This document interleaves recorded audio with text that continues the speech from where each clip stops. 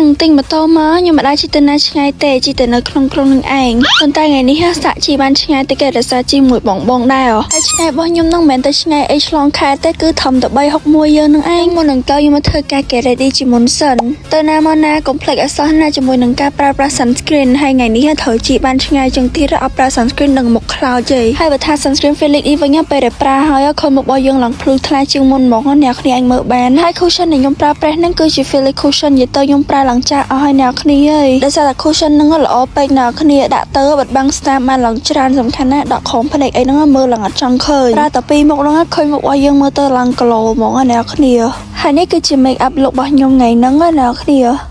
ឥឡូវហ្នឹងខ្ញុំមកជុំគ្នានៅ PTT សិនហើយថ្ងៃហ្នឹងឡើងក្តៅខ្លាំងហ្មងតែសណាជិះលេប sunscreen មកពីផ្ទះនឹងអង្គុយសេវាញ៉ាំអីមិនតិចហើយបានពួកខ្ញុំចាប់ផ្ដើមចេញទៅហើយតើថ្ងៃហ្នឹងគឺទៅ3ម៉ូតូអ្នកគ្នានិយាយវាថាម៉ូតូខ្ញុំអត់ច្រឡំគេហ្មងម៉ូតូគេឡើងពណ៌ខ្មៅឡើងកាច់ម៉ូតូឯងវិញឡើងផ្កាឈូកនេះហើយឥឡូវហ្នឹងគឺពួកខ្ញុំបានមកដល់ហើយនិយាយពីថាមកហ្នឹងគឺដើម្បីមកញ៉ាំបាយនៅហ្នឹងហើយទៅវិញទេអ្នកគ្នាហើយសេរីពួកខ្ញុំទៅណាមកណាទៅយកមួកទៅតាមនិយាយពីថាខ្លាចបាត់មួកនោះណាគេមិនខ្លាចថាធ្លាប់បាត់មួកអស់3ហើយចាំតទៅបាយបានហើយមានអីគឺខ្ញុំញ៉ាំបាយហ្នឹងឯណាគ្នារៀងឃ្លានដែរហ្នឹងអត់តមកញ៉ាំបាយវាផឹកហើយណាមួយខំញ៉ាំបាយទៅកុំឲ្យអត់មានកម្លាំងខាជិះម៉ូតូទៅខ្យល់ប៉ាំងបាត់តទៅញ៉ាំហើយក៏ពួកខ្ញុំចាប់ផ្ដើមធ្វើដំណើរទៅវិញហើយអ្នកគ្នាកន្លែងនេះវិញដាក់មួកឡើងត្រូវតាមម៉ូតូហ្មងឡើងលយហើយ vlog របស់ខ្ញុំមានតែប៉ុណ្្នឹងដូចគ្នាអត់មានច្រើនទេញ៉ាំបាយហើយគឺទៅផ្ទះវិញ